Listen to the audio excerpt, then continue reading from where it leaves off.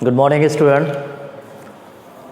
मैं डॉक्टर आशीष सक्सेना और आज जो डिस्कस कर रहे हैं क्लास 11 चैप्टर नंबर 12।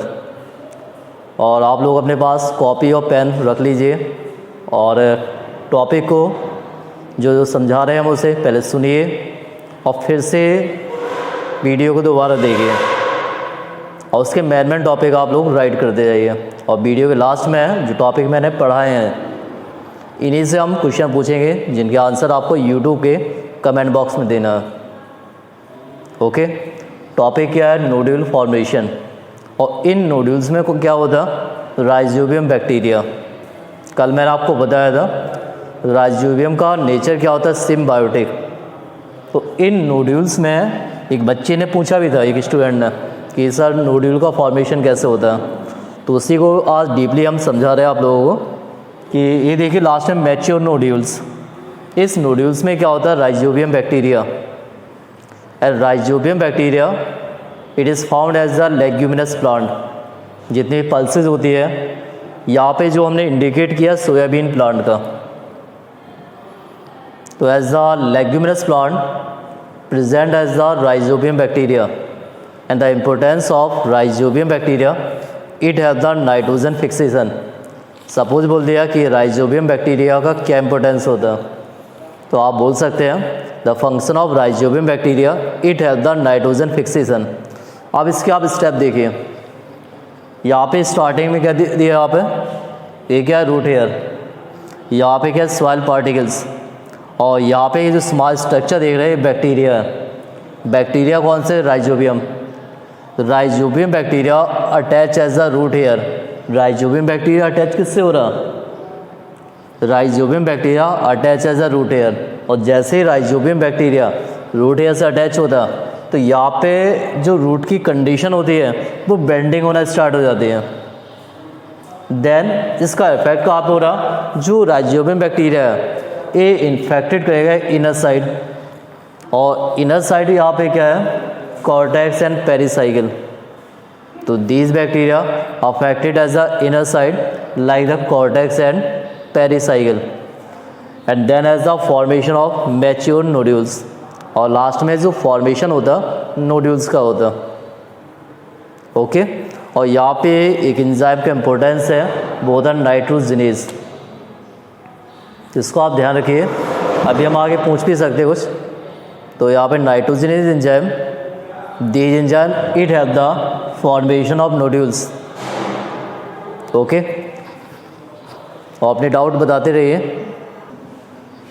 ओके, तो स्टार्टिंग में क्या आ जाएगा? Nodule formation. Nodule formation involve the sequence of multiple interaction. और मल्टीपल इंटरेक्शन किसका हो रहा? Rhizobium bacteria. तो इस पॉइंट को आप ध्यान रखिए। नोड्यूल फॉर्मेशन में जो मल्टीपल इंटरेक्शन होता है यहाँ पे इन्वॉल्व होता है राइजोबियम बैक्टीरिया। तो स्टार्टिंग फर्स्ट पॉइंट क्या होगा? Nodule formation multiple interaction between rhizobium and root hair of plants. Rhizobium attach किससे हो रहा? राइजोबियम। तो राइजोबियम बैक्टीरिया अटैच किससे हो रहा? रूट हेयर से। Then rhizobium multiple and colony the surrounding the root get attached the epidermal and root hair of cell। means rhizobium bacteria की counting क्या बहुत ज़्यादा। और राइजोबियम बैक्टीरिया अटैच किससे हुआ? Epidermal cell. तो these rhizobium bacteria attach rhizobium bacteria attach as the epidermal cell of the root hair. Okay, the root hair curl. Root hair में starting क्या हो? बेंडिंग। एंड दिस बेंडिंग को क्या बोलते हैं? Curl. And the bacteria invade the root hair. Bacteria invaded किसको कर रही है? रूट हेयर को। Then infection thread is produced carrying the bacteria into the cortex of the root. इसके अलावा बैक्टीरिया का जो मेन इन्फेक्शन कहाँ पर हो रहा? Cortex of the root, where they initiate the nodule formation. और नोड्यूल फॉर्मेशन कहाँ पे होता? कॉर्टेक्स में होता। इस पार्ट में इनिशिएट करता। ओके स्टूडेंट, तो यहाँ पे क्या बताया, राइजोबियम बैक्टीरिया अटैच कहाँ पे हुआ, root means root hair of epidermis cell, और यहाँ पे इसने इन्फेक्टेड होना स्टार्ट कर दिया, तो जिससे यहाँ पे कंडीशन क्या हुई, कलर ऑफ द रूट। इसका इफेक्ट कहाँ पे हुआ, इनर कॉर्टेक्स एंड पेरिसाइकिल, और जब इसका effect inner cortex and pericycle में हुआ तो यहाँ पे फॉर्मेशन हुआ नोड्यूल्स का।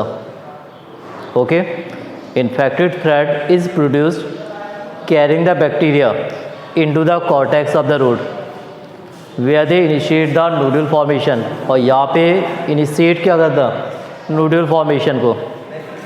Okay, then cortex of the root, then the bacteria release from the thread into the cell which lead to the differentiation of the specialized nitrogen fixing cell। यहाँ पे इनका वर्क क्या होता, nitrogen fixing cell, nodule form and direct वैस्को connection with the host of the exchange of nutrients. The nodules contain all the necessary biochemical component. यहाँ पे क्या होता है, different biochemical component like such as enzyme कौन सा होता है, नाइट्रोजनेज एंड लैग हीमोग्लोबिन। तो यहाँ पे आप ध्यान रखिए, नोड्यूल्स में क्या होता, नोड्यूल्स प्रेजेंट एंजाइम नाइट्रोजनेज, और सेकेंड पॉइंट है लैग हीमोग्लोबिन। तो these two enzyme present as the nodule. ये दोनों एंजाइम कहाँ पे होते हैं, ये दोनों एंजाइम होते हैं नोड्यूल्स में। फर्स्ट कौन सा होता, नाइट्रोजनेज, सेकेंड कौन सा होता बताइए, सेकेंड एंजाइम होगा leghaemoglobin. The enzyme nitrogenase is the molybdenum Fe। यहाँ पे जो नाइट्रोजनेज एंजाइम में क्या प्रेजेंट हो रहा, nitrogenase enzyme present Fe। MO क्या होता है, मोलिबिडेनम, Fe क्या होता है, आयरन। तो मोलिबिडेनम Fe प्रोटीन, इसको आप ध्यान रखिए, nitrogenase enzyme present molybdenum Fe protein and catalyse the conversion of atmospheric nitrogen to ammonia. Nitrogen को किस में चेंज किया जा रहा, nitrogen change to the ammonia. तो यहाँ पे पॉइंट आप ध्यान रखिए, it is the importance of nitrogen change ammonia.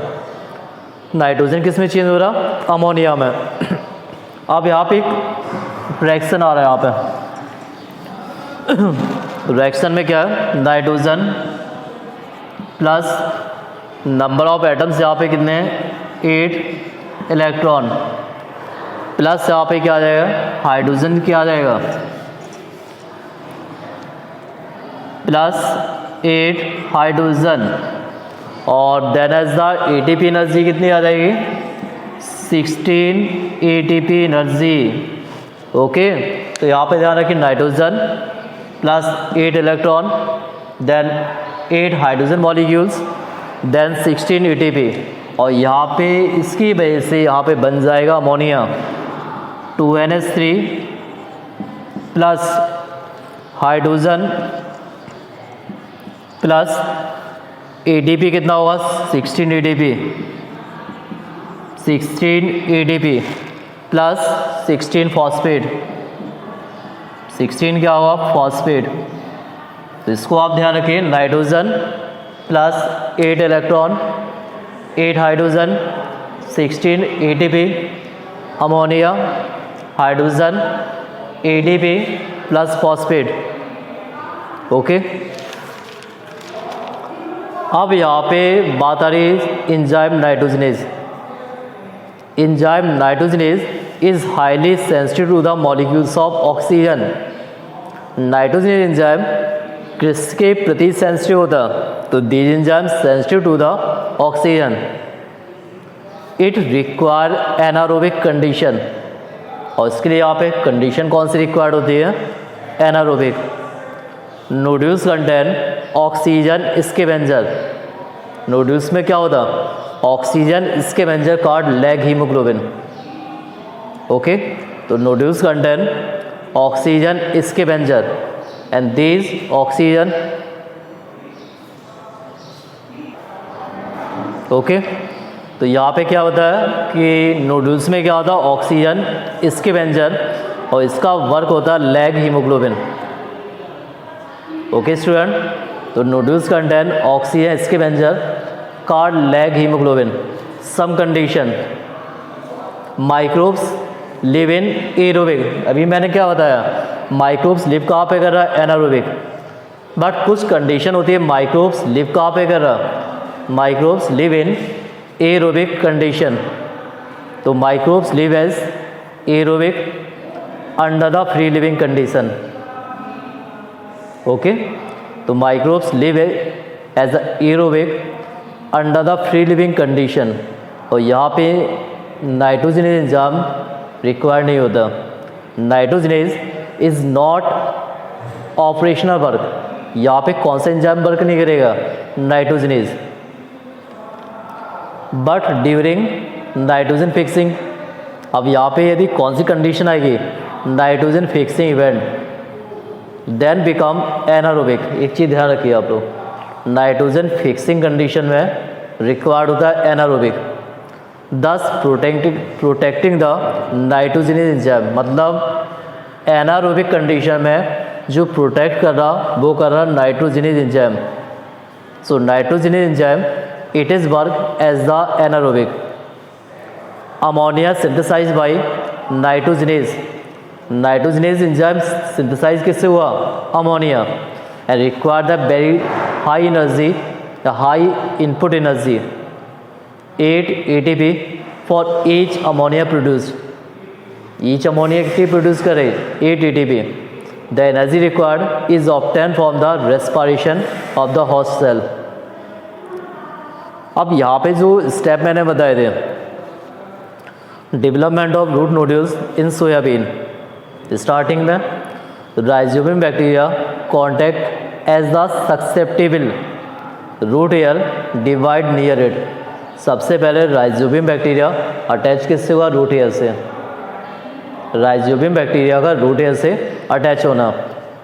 Next क्या हुआ, successful infection of the root air. Rhizobium bacteria infected किसको हो रहा है, रूट एयर को। और जब राइजोबियम बैक्टीरिया रूट एयर को इन्फेक्टेड करता है तो रूट एयर क्या होती है, bending, curl movements. Infected thread carries the bacteria to the inner cortex. जो थ्रेड लाइक स्ट्रक्चर फॉर्म हुई, ये कहाँ पे हुई, inner cortex. The bacteria get modified into rod shape bacteria and causes the inner cortical, मतलब इसका effect कहाँ पे हुआ, cortical cell and pericycle cell divide. Then division and growth of cortical and pericycle cell. यहाँ पे answer आपका यहाँ पे मेन आंसर आ गया, division of cortical and pericycle cell, then the formation of nodule. किसका फॉर्मेशन हो रहा, आगे बेटा समझ में। एक स्टूडेंट ने क्वेश्चन पूछा था कि सर नोड्यूल का फॉर्मेशन कैसे होता है, तो नोड्यूल का फॉर्मेशन में इन्वॉल्व क्या हो रहा, cortical and pericycle. First cell क्या है, कॉर्टिकल, सेकेंड क्या है, पेरिसाइकिल। तो as the growth and development of cortical and pericycle cell, then the formation of nodule. किसका फॉर्मेशन हो गया, नोड्यूल का। ओके, अपने डाउट बताते रहिए। अब हम यहाँ पे पूछ रहे क्वेश्चन जो हमें पूछना था आज की वीडियो में। अब मैंने थोड़ा पैटर्न चेंज कर दिया। आप लोगों को पता ही होगा कि जो टॉपिक मैं डिस्कस करता हूँ उसी टॉपिक से हम क्वेश्चन पूछते हैं और उनके आंसर आप लोगों को देना होता है। और उसमें ये पता चलता है हाँ रियल में आप लोग वीडियो को वॉच कर रहे हैं कि नहीं कर रहे। क्योंकि ये मतलब नहीं पता चला मैं यहाँ पे पढ़ा रहा हूँ बस आपको ये मीन्स नहीं होता कि टॉपिक स्टडी करें या ना करें। उसका रिस्पॉन्स दीजिए, नहीं आया समझ में बोल दीजिए टॉपिक नहीं आया समझ में, तो फिर कोशिश की जाएगी उसे और अच्छे तरीके से। Okay, question number first, name the bacteria. Answer देना सभी को, नेम द बैक्टीरिया। और पेन और कॉपी आपके पास होना चाहिए। Name the bacteria, help the nodule formation. Answer देना आपको, किस बैक्टीरिया का यूज होता है नोड्यूल फॉर्मेशन में। क्वेश्चन नंबर सेकंड,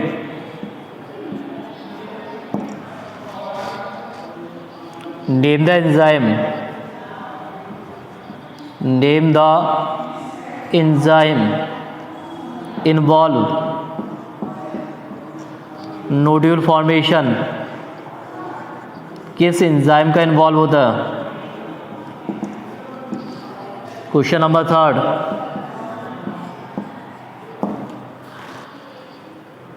ठीक है। इसमें ऑलरेडी आपको डिफाइन करना है कि process of nodule formation, only one line में लिखना है। Process of nodule formation means यहाँ पे आपको क्या राइट करना है कि प्लांट सेल में क्या कंडीशन होती है, किसमें ग्रोथ एंड डेवलपमेंट होता है, और जब ग्रोथ एंड डेवलपमेंट होता है तो उससे क्या फॉर्मेशन होता है नोड्यूल का। तो ऐसी कौन सी सेल प्लांट सेल में पाई जाती है, तो उस सेल का नाम यहाँ पे आपको राइट करना है, ठीक है। प्रोसेस ऑफ नोड्यूल फॉर्मेशन, या यहाँ पे थोड़ा एक क्वेश्चन और आ गया है, नेम द सेल इन्वॉल्व, इसी में आप राइट कर लिए, name the cell involve process of nodule formation, किस सेल का इम्पोर्टेंस होता है नोड्यूल फॉर्मेशन में। ओके स्टूडेंट, पहले में मैंने क्या पूछा, बैक्टीरिया, यहाँ पे आपको बैक्टीरिया का नाम बताना, यहाँ पे एंजाइम का नाम बताना, यहाँ पे सेल का नाम बताना है। और सब्सक्राइब, लाइक और शेयर करते जाइए आप लोग, कि जितने ज़्यादा सब्सक्राइब होंगे उससे ये टॉपिक और स्टूडेंट तक पहुँच जाएगा। ओके, तो यहाँ पे क्या बताया मैंने आपको, बैक्टीरिया से बताना, इसमें क्या बताना एंजाइम, और यहाँ पे क्या बताना सेल, कौन सी सेल इन्वॉल्व होती है जिसकी वजह से नोड्यूल का फॉर्मेशन होता है। ओके, और क्वेश्चन नंबर 4, गिव रीजन, एक कल का क्वेश्चन है, गिव रीजन नोड्यूल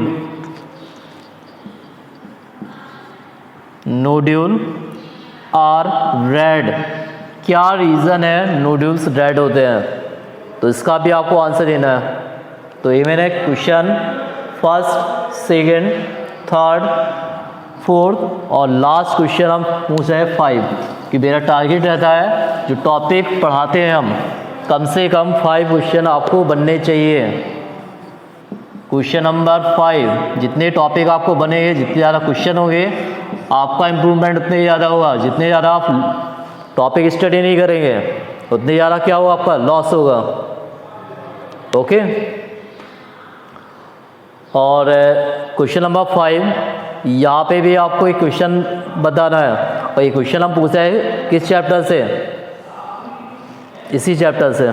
यहाँ पे आपको बताना पॉरेंस, पॉरेंस पढ़ा आपने, यदि याद होगा, पॉरेंस क्या होते हैं इसको डिफाइन करना, ठीक है।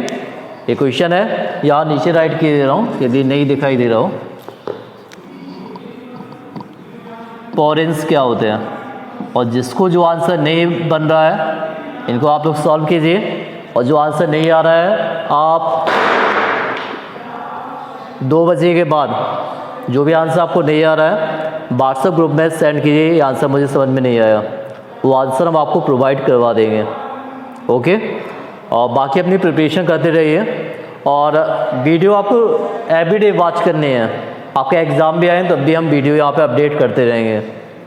ज़्यादा नहीं, 15 मिनट या 20 मिनट की वीडियो है, इसको स्टडी करते रहिए, क्योंकि आगे यदि आपको नीट क्वालिफाइड करना है तो, या और अच्छे एग्ज़ाम क्वालिफाइड करना, क्योंकि UPPS या PCS है या UPSC है या अनदर कोई भी एग्ज़ाम, हर एग्ज़ाम में आपके यहाँ बायो आएगी। तो हर टॉपिक को डीप स्टडी कीजिए, डाउट पूछिए, और प्रॉपर तरीके नोट्स बनाते रहिए। नोट्स आपको खुद ऑन सेल बनाने हैं, मैं सिर्फ आपको क्वेश्चन के आंसर प्रोवाइड करवा दूंगा, जितने भी आपके चैप्टर 1 से चैप्टर लास्ट है। अभी आपका चैप्टर नंबर 12 चल रहा है, और हर चैप्टर के बारे में आपको पता होना चाहिए कि किस चैप्टर में क्या क्या स्टडी करना है। वैसे आप पूरा डीपली स्टडी कीजिए, ये मत देखिए ये टॉपिक इस साल कैंसिल हो गया है, जैसे हम नहीं पढ़ेंगे, हर टॉपिक को स्टडी करो कि उसका एडवांटेज आपको आगे मिल जाएगा। Okay student, thank you, subscribe, like and please share.